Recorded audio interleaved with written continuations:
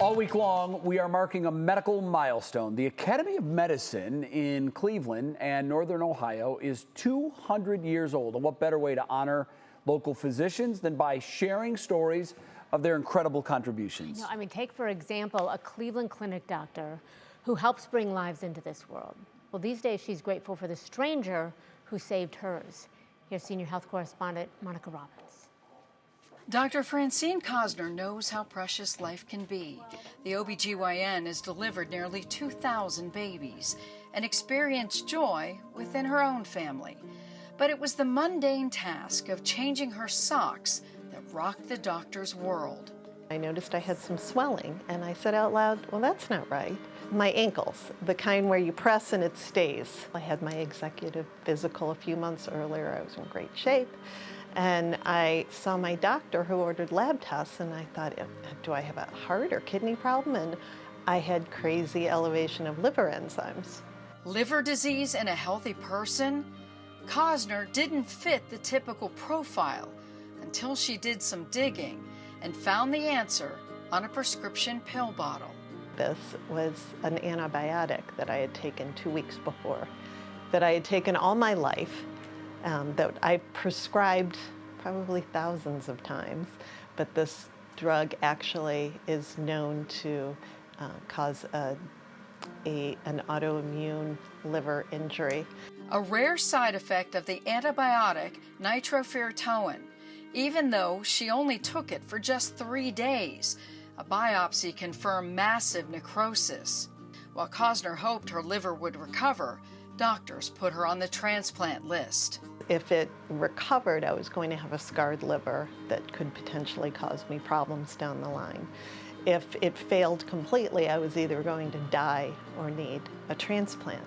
It wasn't easy for this doctor to relinquish control and become a patient at the Cleveland Clinic, home to one of the most respected liver programs in the country.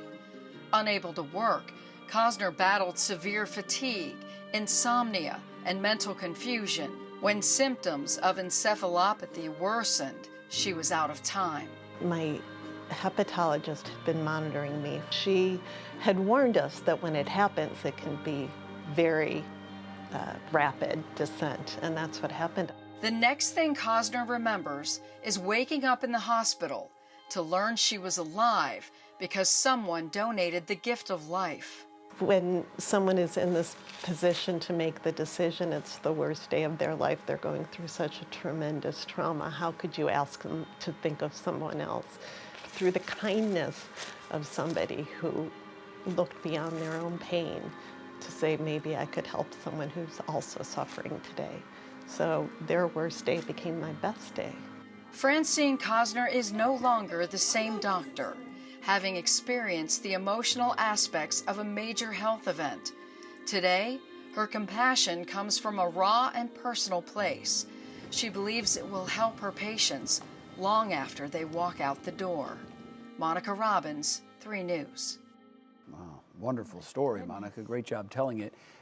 Towards the end, Monica says that she no longer practices medicine the way she did because she herself has been so close to a life-ending incident. And I imagine that really would have an impact because now suddenly it's become personal and you understand what so many of these families are going through that she's treated. Yeah, once I think you go through something, it changes your perspective on it for the rest of your life. Sure. There's a whole new empathy and understanding of what it is. So we should point out that Dr. Cosner's story it's very timely. April is Donate Life Month.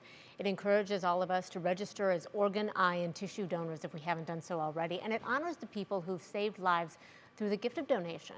All this week, senior health correspondent Monica Robbins will examine the history of medicine and some of the doctors who made history right here in our region. Thanks, Mon. Great story.